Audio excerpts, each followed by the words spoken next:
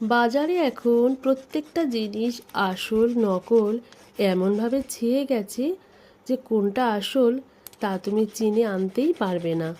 ঠাকুর ঘরে আমার যে চন্দন কাঠটি ছিল, বেশ অনেক দিন ওটা নষ্ট হয়ে গেছিল।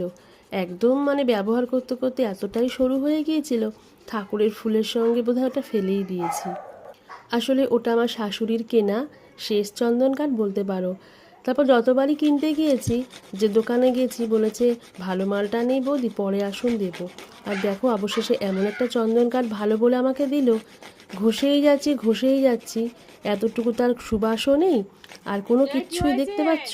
অতি কষ্টে ঘষে অবশেষে একটু বেরোলো। আর যতই তাড়াহুড়ো থাকুক না কেন, ঠাকুর পুজো করতে বসে একটু ফুলে আর তোমার বেলপাতা তুলসী পাতার চন্দন না দিলে ঠিক মনটা যেন কেমন খুঁতখুত করে। ভগবানকে বলি এই চন্দনই তুমি আসল চন্দন করে নিও।